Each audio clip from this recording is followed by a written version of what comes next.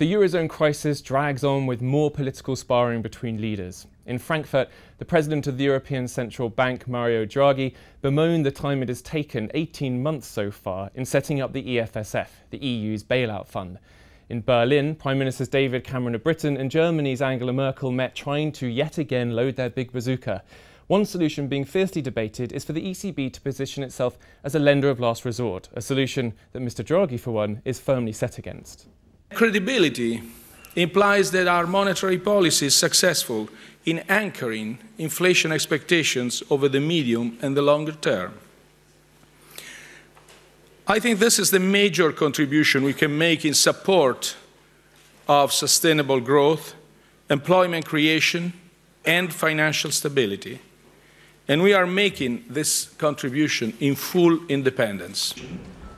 Germany is also set against the ECB printing money, an issue that would have been just one of the subjects on the agenda for Ms Merkel and Mr Cameron today. Well, I'm joined now by James Blitz, our diplomatic editor. James, no heart-stopping announcements from the meetings today, but what exactly do these meetings now tell us about the relationship between Britain and Germany? Well, the relationship isn't great, that's how I would put it. David Cameron, in the 18 months that he's been Prime Minister, has tried very hard to have a good relationship with Angela Merkel and with Nicolas Sarkozy in France, trying to put aside the reputation he has and the Conservative Party has for being Eurosceptic. But the Eurozone crisis has created a lot of tensions between Britain and Germany. Britain, as you were saying in the introduction, wants Germany to fire the big bazooka, a kind of wholesale attempt to resolve the Eurozone crisis by allowing the ECB to become the lender of last resort to sovereigns in trouble. Germany doesn't want to do that. Conversely, Germany would like to do a whole range of things like imposing a financial transactions tax, and Britain doesn't want to do that either. How can these countries resolve their differences? Well, I think it's going to be difficult as far as Britain and Germany are concerned, because there are so many points of disagreement between the two sides. I mean, the Germans would like to revise the European treaty so that there can be greater coordination of fiscal and economic policies among the 17 members of the Eurozone. And Britain says it would like to see that happen, and that's good from the German point of view. However, the British are very concerned that once the 17 come together with a more coordinated set of fiscal and monetary policies, that they might impose a whole load of things on the UK and particularly the City of London, which make the City of London less competitive. So Cameron is looking for some break clauses, if you like, that ensure that doesn't happen. So all that has to be worked out. But it's difficult, and there's a lot of mistrust, one side against the other, as to how this is all going to turn out. So where does this ultimately leave the UK at the moment? What are the options open to Mr Cameron?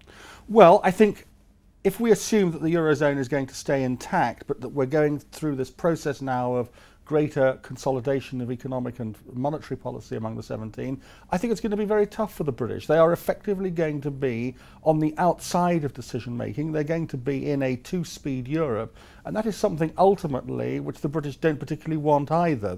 They want to feel that they're at the heart of it, and if they're not, then there is going to be greater calls from Eurosceptics to get out even more. So that's one problem. There is an alternative scenario, of course, which is that we're heading towards a fracturing or even breakup of the euro, in which case this whole question of Britain's relationship with Europe is completely up for grabs, and in many ways is a footnote to the much wider drama. Now, of course, the UK is outside the Eurozone, but how much does the Eurozone need the UK?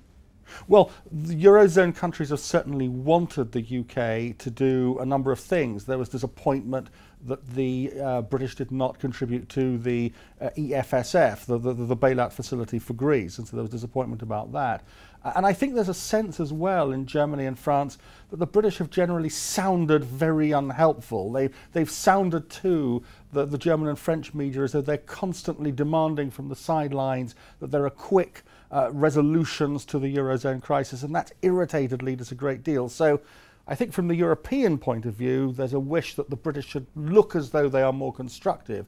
From the British point of view, there's just this concern that France and Germany do get together with the ECB and take the kind of rapid measures that try and settle this crisis, in the knowledge that it will have a pretty devastating effect on the British economy if things go wrong. So still many economic solutions to find, as well as a number of political feathers to be unruffled too. Well, James Blitz, diplomatic editor, thank you very much. You can read plenty more on this story, of course, at ft.com/euro.